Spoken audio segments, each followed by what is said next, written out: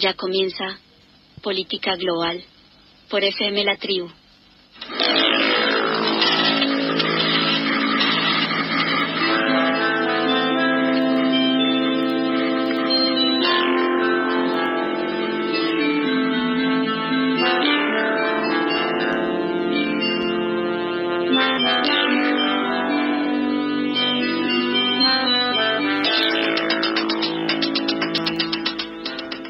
En las últimas semanas hubo varias noticias internacionales que giraron en torno a la comunicación y a las redes sociales.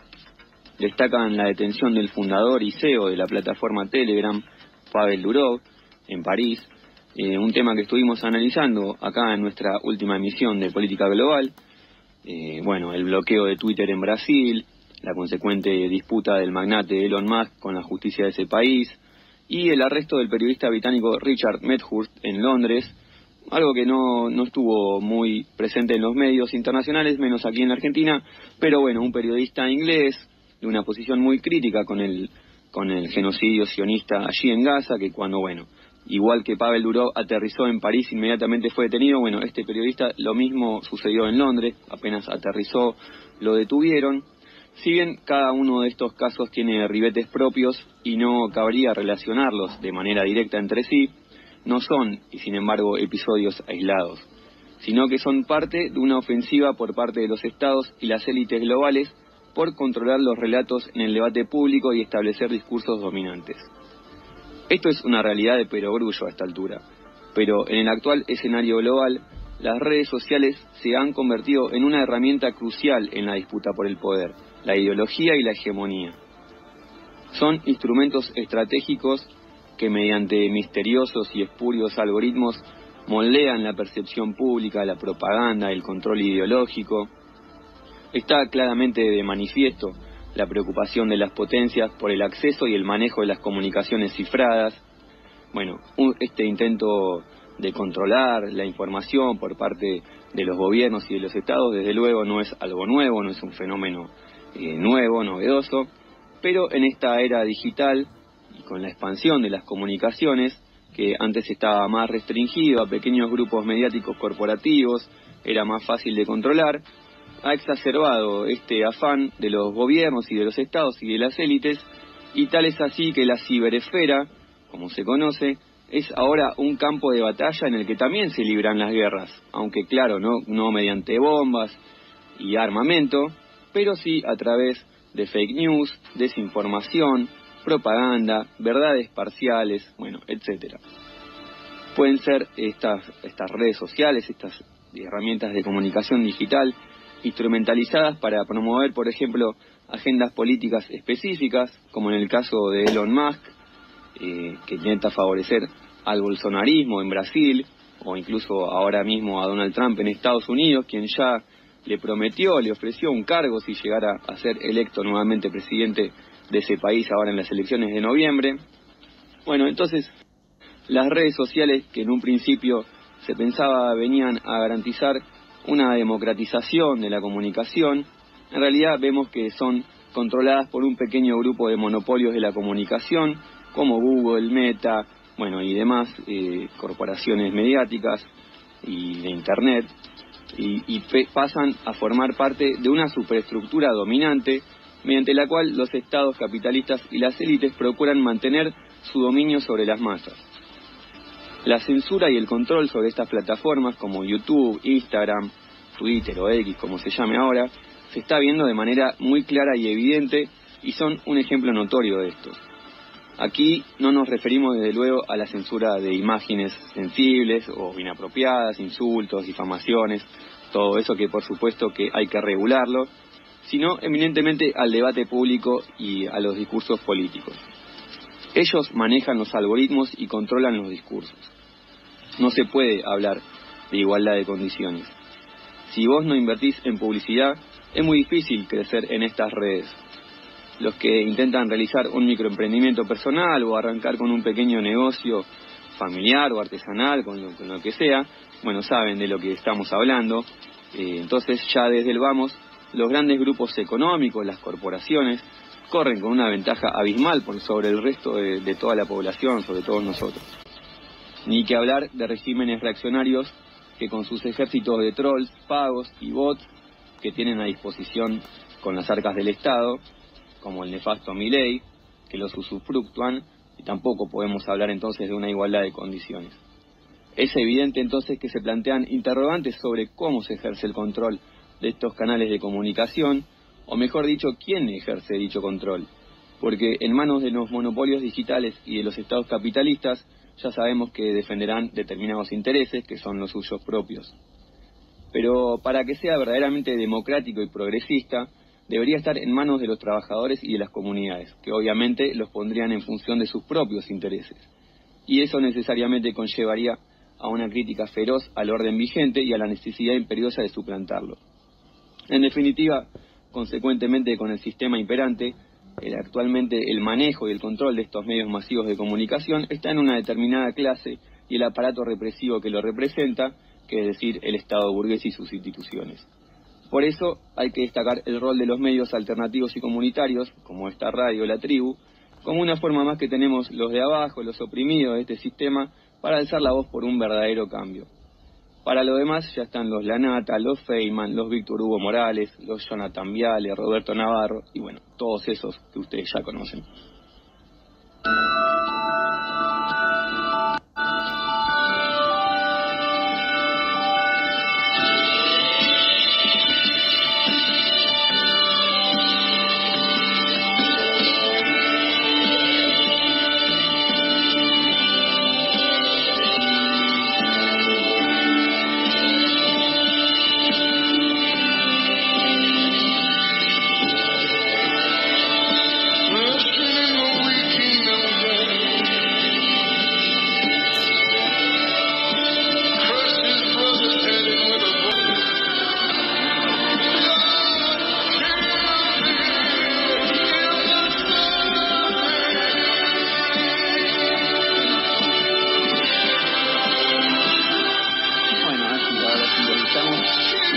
Escuchamos a Nick Cave con el tema Frog, que lanzó un disco nuevo, Nick Cave, con su histórica banda de Bad Seeds, se llama Wild God. La verdad que está interesante, lo estoy escuchando, me gustó este tema mucho, bueno, y el disco está bastante bueno. Pero ya tenemos el placer de tener en línea a Dani Seixo, o Seijo, o Seijo, no sé cómo se pronuncia, él nos aclarará, se escribe con X. Daniel Seixo es periodista, también es un colega. Trabaja en medios alternativos como Nueva Revolución, un portal que les recomiendo mucho, que es una de las fuentes que nosotros solemos visitar y acceder, porque incluye ahí notas muy interesantes y tenemos una visión bastante similar respecto a los temas de la política internacional. Bueno, también es colaborador de medios como RT y Telesur. Bueno, y es muy tarde además en España, así que le agradecemos por estos minutos que nos brinda. ¿Cómo estás, Dani? Buenas tardes y buenas noches allí en España. Buen día, encantado de poder estar un ratito con vosotros y charlar de política. Bueno, muchas gracias. ¿Y tu apellido se escribe Seixo con X? ¿Con J? Fácil. Seixo como Shakira, exactamente igual. Seixo como Shakira, como si fuera una SH. Que es de origen gallego, ¿no? Sí, origen gallego. Estamos aquí al norte de Portugal luchando también por nuestra propia independencia y nuestros propios orígenes. Ese apellido es muy nuestro también. Bueno, y ya que vas por ese lado, arrancamos por ahí entonces. El tema de los nacionalismos, los separatismos españoles, que uno por ahí ya desde el exterior ve como algo por ahí ya resuelto, que por ahí un poco los catalanes, un poco menos ya los vascos alzan la voz, pero también Galicia ha tenido un movimiento nacionalista bastante importante, bastante fuerte, y otras regiones de España. ¿Eso está así tan apagado como se quiere demostrar, o vos mismo ya arrancaste con un discurso bastante ahí independentista? ¿Cómo está el tema de los nacionalismos, puntualmente el caso gallego, que es al sector que vos pertenecés? Bueno, no podemos separar un poco la actualidad, el sentir de las luchas independentistas dentro del Estado español con el propio sentir que está teniendo actualmente las luchas de clase dentro de esta vieja Europa. Digamos que ahora mismo los niveles de movilización pues no son los de antaño, no son los de décadas atrás, y esto ha influido también en estos movimientos independentistas, especialmente en el vasco y en el gallego, donde la clase trabajadora pues siempre ha tenido un papel principal a la hora de buscar nuestra independencia en esas luchas. La actualidad en este sentido la ha copado pues obviamente el proceso catalán, que en un principio sí contó con una movilización popular que hay que tener en cuenta, pero que luego fue pastoreado, podemos decir, por esa política burguesa, por esa derecha catalanista, que a día de hoy pues lo ha llevado a un callejón sin salida, en el que lo único que se busca es negociar con el Estado e intentar tener las mejores prebendas. Digamos que los líderes de la derecha catalana en cierto momento tuvieron miedo o vértigo a la propia población, que sí luchaba por una independencia real, una independencia que hiciera de Cataluña un país de sí, como realmente es. Pero bueno, esos son olas, son picos, pero no están acabadas esas luchas por la independencia y volverán. Estamos ahí trabajando por ello. Bueno, y yendo ya de un panorama más amplio en cuanto a España, el gobierno de Pedro Sánchez, que fue refrendado hace poco en las urnas, uno por ahí ya pasa tan rápido el tiempo que se olvida, fue el año pasado, hace un año, un poco más, que no ganó la elección, pero obtuvo más votos el Partido Popular, no pudo establecer ahí acuerdos con la derecha, un poco más hacia la derecha, como por ahí Vox, etcétera, no pudo formar gobierno, finalmente justamente tuvo que un poco acordar con sectores independentistas catalanes, Pedro Sánchez, que le valió críticas por derecha, obviamente, ahí tuvo que reunirse con Carles Puigdemont, y bueno, finalmente logró establecer un nuevo gobierno hace ya un año. ¿Qué panorama, qué balance, qué análisis haces de este gobierno de Pedro Sánchez, una centroizquierda que se ve deslucida en todo el mundo, diríamos? Es complicado hablar del Partido Socialista Español como centroizquierda. Podemos directamente catalogarlo como un socioliberalismo en el mejor de los casos. Ya sería incluso generoso hablar de otras formaciones como puede ser Podemos o Sumar, poniéndole ese epíteto de izquierda, aunque sea centro-izquierda. Digamos que existe muy poco margen de maniobra precisamente entre la clase trabajadora, y el gobierno de Sánchez ha logrado una mínima estabilidad a base de jugar con ese mal menor que supongo que también os sonará mucho, en el que siempre se aduce ese miedo a las derechas más ultras, en el caso del Estado español, la Vox y sus posibles acuerdos con el PP para llegar al gobierno, y entonces ahí sí que se concentra mucho todo ese voto de temor realmente por lo que pudiera suceder. Esto provoca que los gobiernos sean también muy inestables. El gobierno del PSOE actualmente, pues tal y como ha señalado, tiene que negociar con partidos de carácter independentista, partidos con sus propias agendas, y esto lo que provoca es una inestabilidad, pero también sobre todo una improvisación continua. Parece que cada semana tiene que salir un nuevo tema que tapa el anterior para ocultar que no existe realmente una agenda de gobierno, ni existe tampoco posibilidad alguna de marcar políticas de cambio. Lo que se está continuamente es aplicando esa política neoliberal, esa agenda neoliberal, e intentar ocultar esta serie de recortes, de privatizaciones, ese apoyo directo a la guerra de la OTAN contra la Federación Rusa, con noticias que saltan a la palestra, como puede ser en este caso el tema de Venezuela. La política internacional funciona muy bien para tapar las miserias internas. Pero bueno, supongo que muchos de los que nos están escuchando sacarán sus propios paralelismos, porque es algo que desgraciadamente también sucede en nuestra América. Digamos que las democracias, las mal llamadas democracias burguesas, están en horas bajas y, por desgracia, todos los pueblos nos suenan estos males con sus particularidades, pero parece que todos estamos sufriendo ese sainete trágico que es la política de la burguesía. Bueno, y mencionabas a agrupaciones que sí podrían ya ser catalogadas como de centro-izquierda, aunque desde el establishment político, mediático, se los cataloga ya como la izquierda extrema, como puede ser Podemos o Sumar, que incluso formaron parte del gobierno. Podemos se salió, pero Sumar sigue allí. Y yendo un poquito más a la izquierda en el arco político español, ¿tenemos algo ahí? ¿Existen agrupaciones trotskistas muy minoritarias, como sucede aquí en Argentina, atomizadas, agrupaciones casi que sectarias ahí proclamando la revolución social. ¿Cómo está el panorama allí ya en el arco extremo de la izquierda real, digamos, o clasista, revolucionaria en España? ¿Cómo está el panorama ahí? Para comprender un poco la situación tendríamos que retrotraernos a ese movimiento que fueron los indignados, que fue el 15M aquí en España, en el que el descontento llenó las plazas, en el que gran parte de la población salió a decir que ni el Partido Popular ni el PSOE podrían seguir representando una democracia real. Fue pasando el tiempo y de ahí surgieron partidos como Podemos, que intentaron canalizar todo ese descontento a la política institucional. Existió un problema que a lo largo de los años se ha hecho muy patente, que es que cuando uno juega a la política burguesa, cuando uno la apuesta a todas las elecciones, normalmente uno no logra cambiar el sistema, sino que es el sistema el que logra adaptar tus reivindicaciones a su propio juego.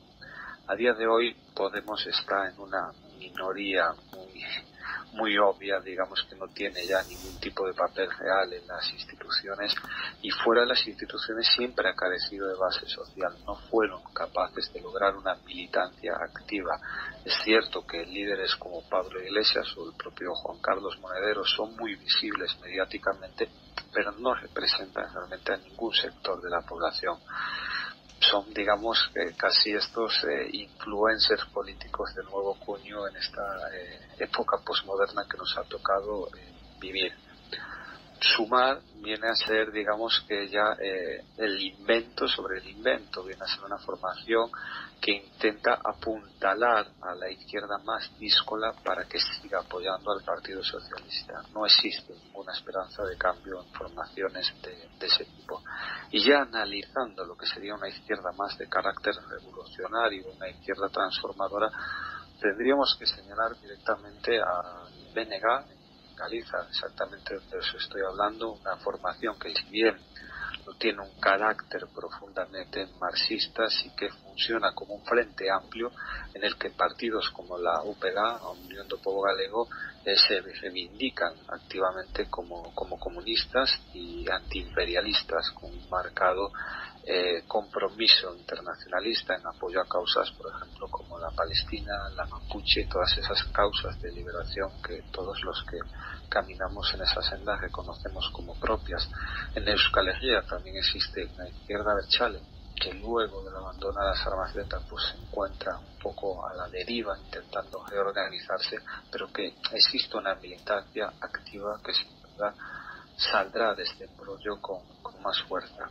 Lejos de todo esto, lo que podríamos catalogar como izquierda propiamente española, pues la situación es realmente complicada. Digamos que existen diferentes organizaciones de diferente cuño, muy minoritarias, algunas sí con una postura antiimperialista muy clara, con una postura revolucionaria, pero que desgraciadamente suelen fallar a la hora de intentar enfocar la propia situación del Estado español y el derecho a la autodeterminación del pueblo, de pueblos como el gallego, el vasco, el catalán o el canario. Digamos que igual que sucede en toda Europa, la izquierda de corte revolucionario ahora mismo no pasa por su mejor momento. Resulta necesario sentarse a analizar el contexto en el que estamos actualmente, un contexto obviamente marcado por esa decadencia del imperialismo estadounidense y el surgimiento del mundo multipolar, e intentar estar preparados para que cuando este viejo mundo que parece morir dé paso a un nuevo mundo, las organizaciones de carácter popular, de carácter revolucionario, puedan tener pues la capacidad de organizar al pueblo trabajador. Pero actualmente, por desgracia, y siendo pues sinceros, tenemos que decir que la situación de la izquierda revolucionaria europea no pasa por buenos momentos. Y por el contrario, bueno, yendo al arco extremo del arco político, tenemos a la extrema derecha que sí está creciendo, aunque en las últimas elecciones regionales tuvo un pequeño retroceso, que estamos hablando de Vox, que su líder hace poco estuvo aquí en Argentina, una gran afinidad con nuestro nefasto presidente Milei. Bueno, también allí en España se está viendo ese crecimiento de la extrema derecha, como en toda Europa, como se está viendo en todo el mundo. y bueno, han surgido no solo Vox, sino a la derecha de Vox creo que ha surgido un espacio también novedoso allí que se llama Se les acabó la fiesta, algo así. ¿Cómo explicás este ascenso de la derecha tan extremo que se está viendo principalmente en Europa, pero en varias partes del mundo? Sí, la explicación iba a decir que es sencilla, obviamente no es sencilla, todos estos procesos requieren un análisis, pues digamos, más amplio, pero sí que podemos señalar claramente a un factor muy obvio, que es que cuando la izquierda o aquellos que se llaman izquierda realizan políticas de derecha, se suman a la agenda neoliberal, pues obviamente acaba venciendo la derecha, o en algunos casos, incluso cuando el descontento se ha cojado durante muchas décadas, la población llega a votar incluso a opciones que se dicen de ultraderecha o de extrema derecha. Esto se ha dado en el Estado español, pero se está dando también en Argentina, y probablemente se darán en otros pueblos como puede ser el de Chile, con la decepción total y absoluta que se está dando con el gobierno de Gabriel Boric. En el caso del Estado español tenemos que recordar que Vox es algo así como una escisión del Partido Popular. Digamos que los sectores más ultras deciden romper con el PP, formar su propia alternativa política, y a partir de ahí la relación que antes se daba en el seno del Partido Popular ahora se da entre dos formaciones, pero nunca ha desaparecido la ultraderecha del Estado español. Tenemos que recordar que aquí el dictador murió en la cama, dejando en herencia la monarquía española, y los cambios fueron, digamos que inexistentes. Los empresarios siguen siendo aquellos que hicieron fortuna con la dictadura, los medios de comunicación siguen siendo los que surgieron de la dictadura, los jueces, los cuerpos represivos siguen estando en manos de aquellos que los dominaron durante la dictadura, y esto hace que se siga pudiendo utilizar continuamente ese ruido de sables, esa amenaza de que si los cambios que intentan otro tipo de formaciones realmente avanzan a paso firme, pues la ultraderecha podría volver. Esto se está dando con Vox y partidos como se acabó la fiesta. Se pone esa alarma de que tenemos que intentar votar a opciones moderadas, aceptar los recortes salariales, aceptar ciertas circunstancias que siempre paga, pues se juega con esa amenaza de puede llegar la ultraderecha. Formaciones que por otro lado habría que analizar con más tino, con más pausa, porque obviamente lo que están escondiendo formaciones como Vox, políticas neoliberales, políticas que está aplicando el propio PSOE, que aplicaría el PP y que aplicarían gran parte de las formaciones que se presentan a estas elecciones burguesas. Por ahora, en Europa, el fascismo no resulta necesario, sale mucho más rentable jugar a este juego de la democracia burguesa. En el caso que esa izquierda revolucionaria, de la que hablábamos antes, que ahora mismo se encuentra en horas bajas, si se diera el caso de que existiera una alternativa real de cambio rupturista con este capitalismo que estamos sufriendo, ahí sí la ultraderecha de verdad volvería a aparecer en escena, y ahí estaríamos hablando pues solamente de violencia, desaparecidos, asesinados, pero por ahora parece que todas estas opciones no son más que neoliberales muy enfadados, muy violentos, muy vociferantes,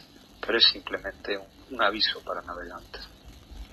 Bueno, y por último, Dani, te llevo entonces a ver qué análisis haces del rol del periodismo, porque aquí en Argentina, y supongo que en todo el mundo, estamos viendo, bueno, un panorama que está prácticamente dominado por el periodismo hegemónico, mainstream, que tiene una visión obviamente muy pro-occidental, pero también un déficit general del rol, del oficio. Hay como toda una cuestión, ¿no?, de superficialidad, de que todo se reduce a una lógica de redes sociales, videos de 10 segundos, memes, panfletos, consignas. Pareciera estar reducido a eso, y allí pareciera estar teniendo mejores armas para dar esa batalla a la derecha, y por eso en parte puede tener que ver también un poco el ascenso.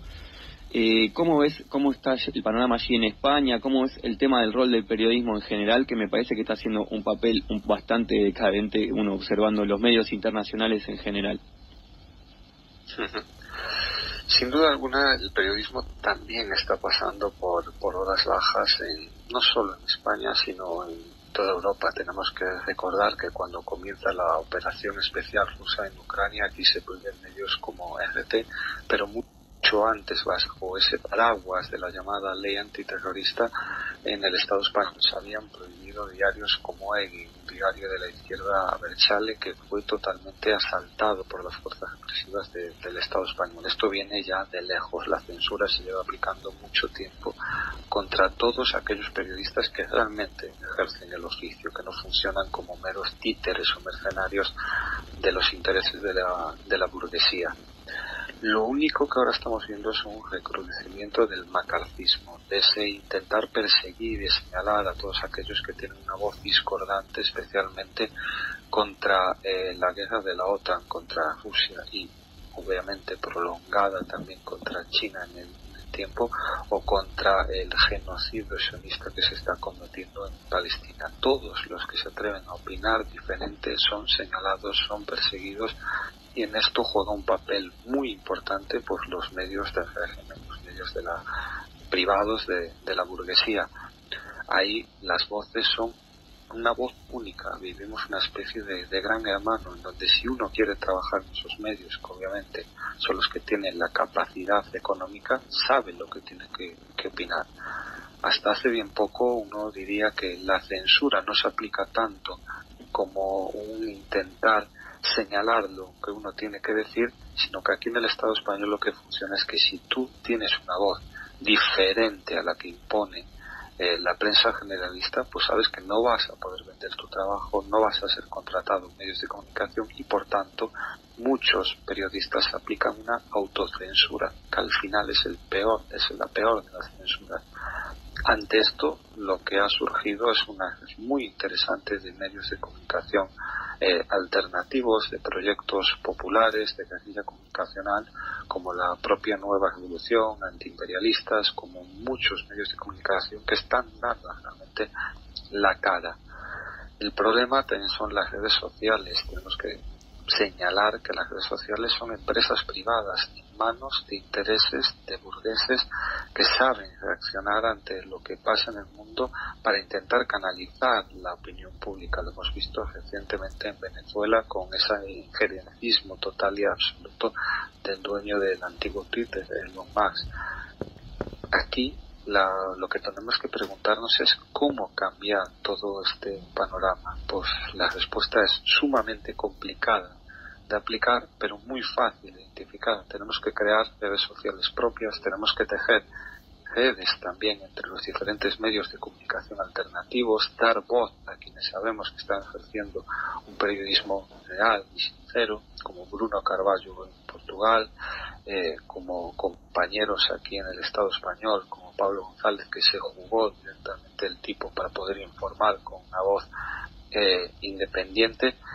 Y después, digamos que ya hay otras tareas que no están tanto en nuestra mano, que es el cambiar esas facultades de periodismo que en manos de la burguesía se han convertido en fábricas de operarios, de mercenarios, de títeres que simplemente reproducen la voz del amo. Tenemos que volver a hacer que el periodismo sea una profesión que busca la verdad, que es capaz de bucear ante el peligro y sacar a relucir la información que la clase trabajadora necesita para poder crear una verdadera democracia. Sin información real en manos de la clase trabajadora no podemos hablar de democracia. Creo que he sido muy pesimista en las intervenciones, pinto un panorama que parece desolador, pero bueno, existe lucha, existen pueblos en resistencia, creo que hay un mundo que están haciendo, un mundo multipolar, y ahí es donde tenemos que buscar las oportunidades. Todos aquellos que nos movemos, que luchamos, que sentimos las cadenas porque están ahí, somos los primeros que tenemos la oportunidad de romperlas y liberarnos. O sea que en esa lucha tenemos que estar todos unidos. Bueno, Dani, no, al contrario, coincidimos bastante con lo que decís. De hecho, cuenten con nosotros para tejer esa red internacional que decís. Me parece muy interesante la propuesta que traes. Te mandamos un abrazo, sabemos que allí es muy tarde, que además estuviste de viaje, no sé por dónde anduviste, si era de carácter personal o tiene que ver con tu rol de periodista, pero debes estar Sí. Mezclamos un poquito na festa do Avante do Partido Comunista de Portugal, o sea que ha sido un poquito de placer y trabajo, pero bueno. más placer. Esos sitios siempre se visita con muchas ganas. Y por supuesto, además estuviste ahí cerquita, así que no fue tan largo el viaje. Bueno, abrazo grande, Dani, muchas gracias, a descansar. Aperta fuerte. Abrazo fuerte, hasta cualquier momento. Era Dani Seillo, periodista español. Hacemos una tanda y ya regresamos. Cada nuevo emisor es un aporte a la dispersión del sector. Es un aporte a la Visita nuestra web y seguinos en las redes politicaglobal.ar.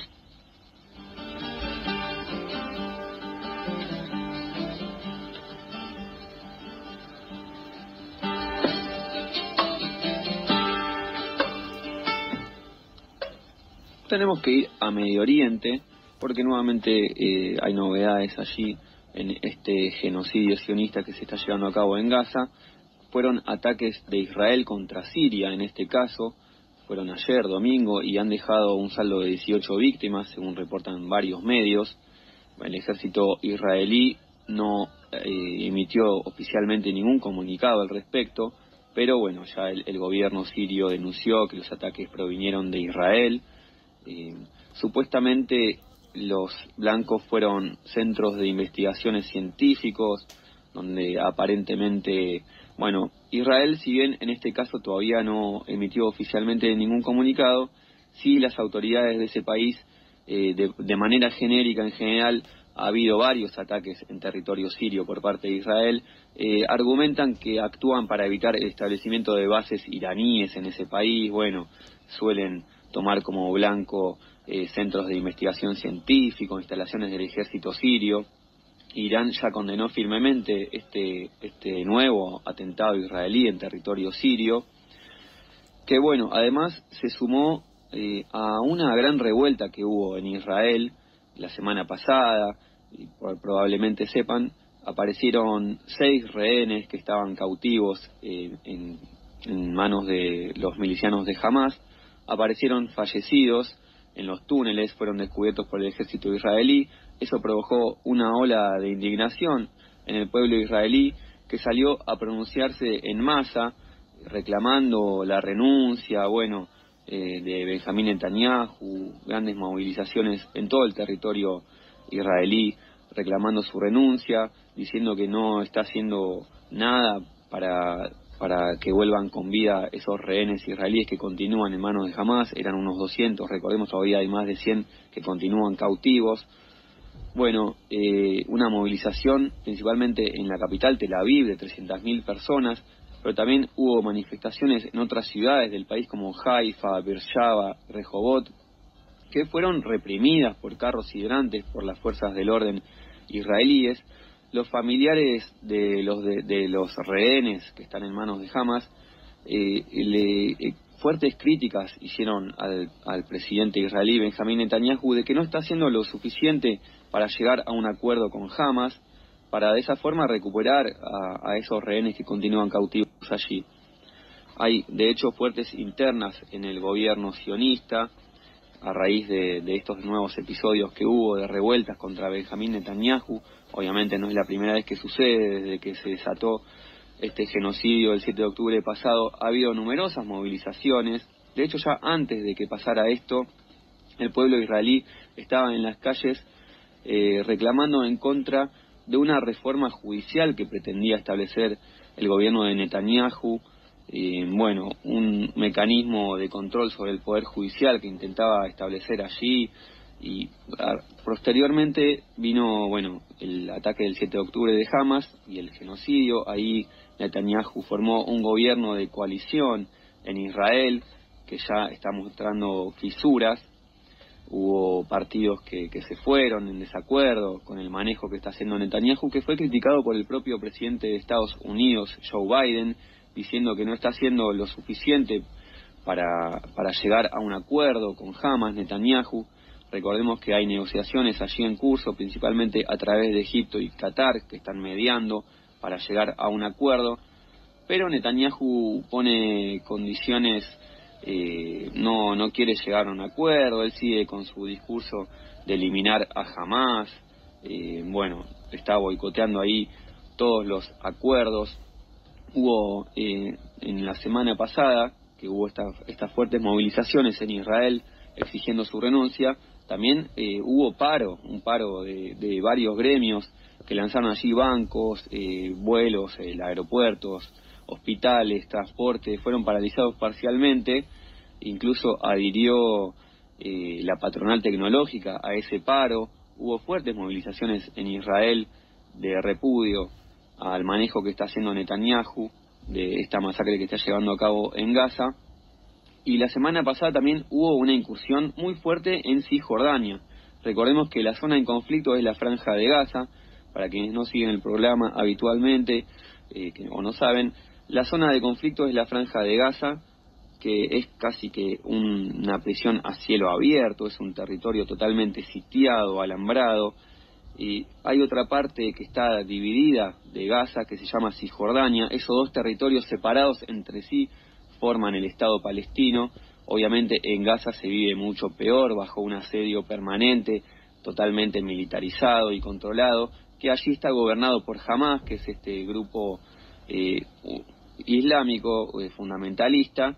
En Cisjordania gobierna un partido un poco más moderado, más laico, la Autoridad Palestina.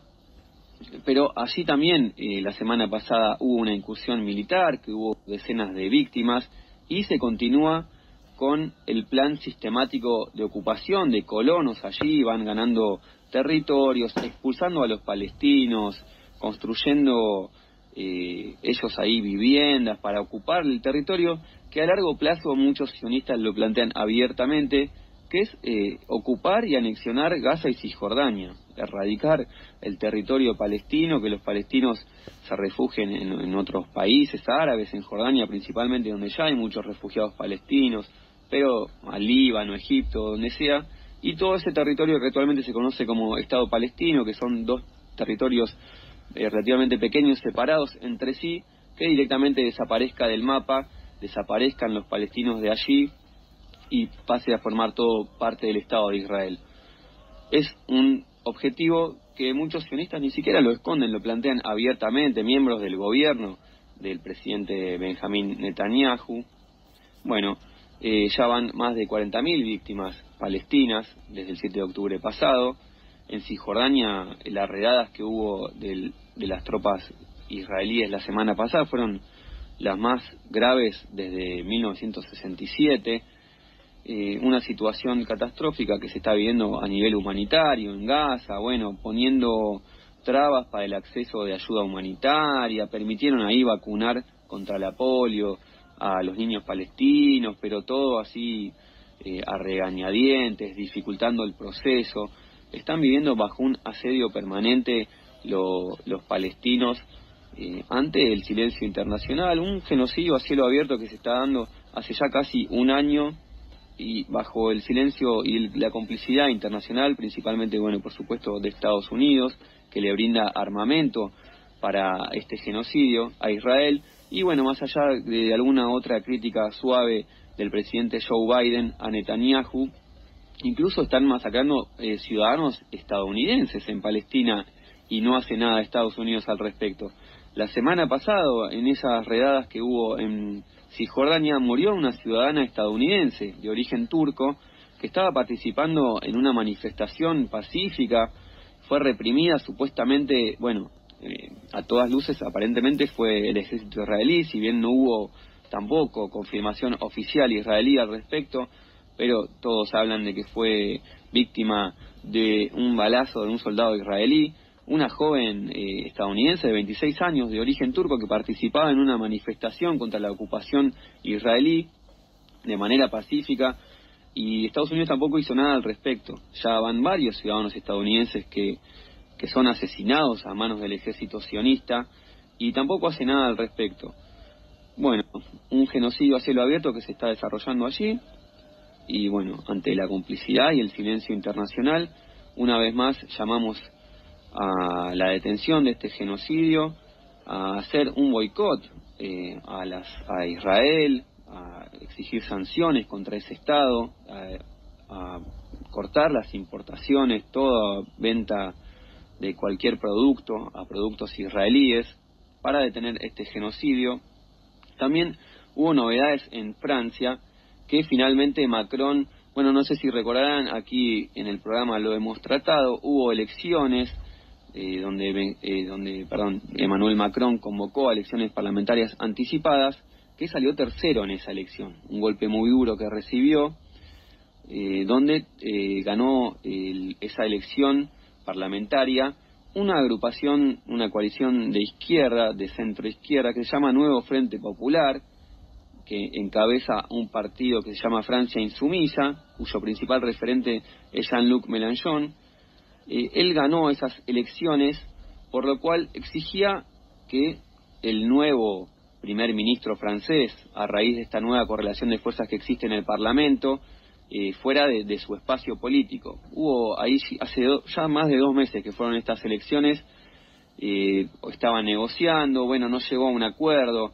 La izquierda de esta agrupación que les mencionaba intentaba imponer a Lucie Castex. En un principio pensaban que fuera el propio Mélenchon quien fuera primer ministro de Francia.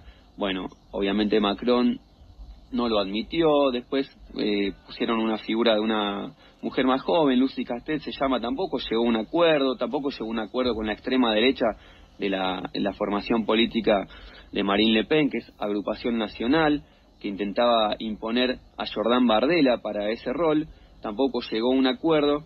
Bueno, finalmente la persona designada fue Michel Barnier, que fue conocido porque él estaba a cargo de la Comisión Europea, era el jefe de negociaciones cuando fue el Brexit, cuando el Reino Unido se salió de la Unión Europea.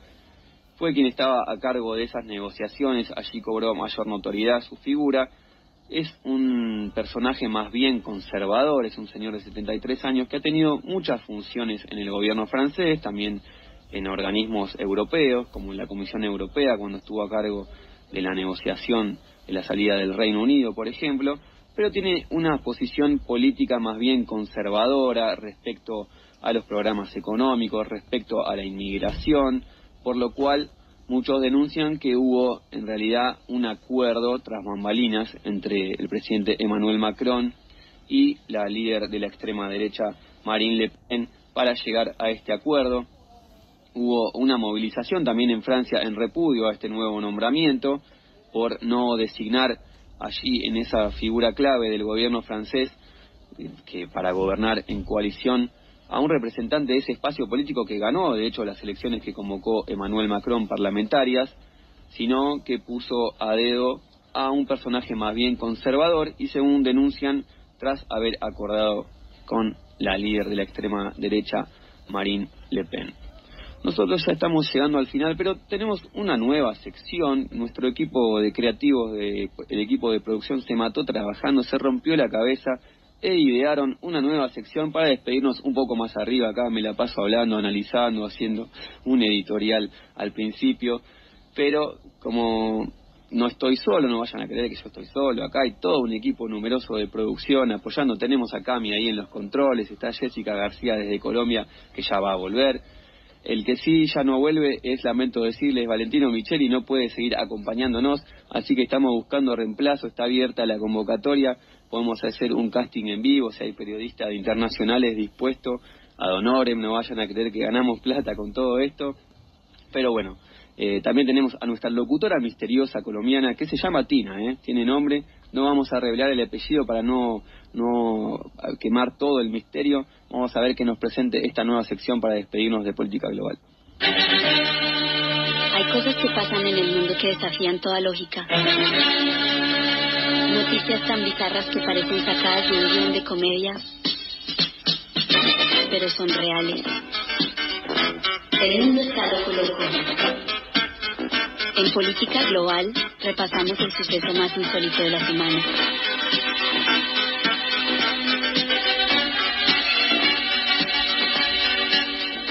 Bueno, ahí está, presentaba nuestra locutora misteriosa colombiana. El mundo está loco, para despedirnos. Noticias insólitas, la noticia más insólita de la semana. Bueno, en esta ocasión, por ahí alguno ya se imagina de dónde vendrá. De Venezuela, el inefable Nicolás Maduro adelantó la Navidad al 1 de octubre, pero vamos a escucharlo por él mismo. Septiembre, y dije, septiembre, y ya huele a Navidad. huele a Navidad, huele a Navidad. Y por eso este año, en homenaje a ustedes, en agradecimiento a ustedes, voy a decretar el adelanto de la Navidad para el 1 de octubre. Arranca la Navidad el 1 de octubre. Para todos y todas, llegó la Navidad con paz, felicidad y seguridad. Bueno, esta lo escuchamos a Nicolás Maduro para que no vayan a creer que esto es un invento, que es un chiste, que es mentira, no, es verdad. El 1 de octubre, la Navidad en Venezuela, pero no es la primera vez que hace esto, ya lo había hecho, algo que nos parece insólito. Además, la Navidad es un festejo, no sé, religioso, en todo caso, católico, cristiano, quienes creen en eso, pero bueno, desde el gobierno, por decreto, la Navidad en Venezuela el 1 de octubre, esto es real. Bueno, no sé, en Argentina creo que muchos se deprimirían si adelantaran la Navidad, no sé, pero bueno, el pueblo venezolano es un poco más festivo, baila, canta, seguramente esto les va a caer bien. Bueno, con esto se ve que intenta tapar todas las denuncias respecto al supuesto fraude que hubo en las elecciones, que le permitieron una nueva reelección. Por cierto, la noticia, bueno, saliente, como seguramente ya saben, que viene de Venezuela, es el asilo político del candidato opositor a la presidencia, que según él ganó, que según la elección oficial de Maduro no, Edmundo González Urrutia, que está justamente asilado en España. Bueno, fue una negociación allí con el madurismo, aparentemente tuvo un rol destacado el expresidente español Rodríguez Zapatero, cuya mediación, bueno, finalmente González Urrutia se refugió en España, salió de Venezuela.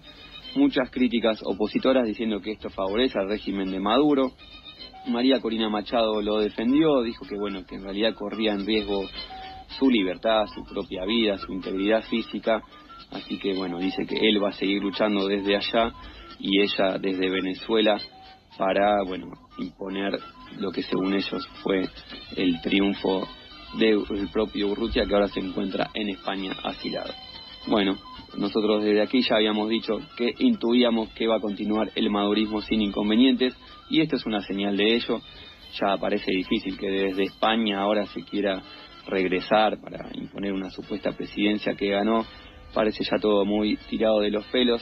Ahí está Nicolás Maduro firme junto al pueblo venezolano festejando la Navidad el 1 de octubre. Me imagino que también les adelantarán el aguinaldo, ya que adelantó también la Navidad. Si no, mucho para festejar no creo que haya. Eso fue todo por hoy. Nosotros nos despedimos, lo dejamos en compañía de la continuidad de Radio La Tribu. Ya llega Algo con R. Que pasen una linda semana. Nos vemos el lunes que viene.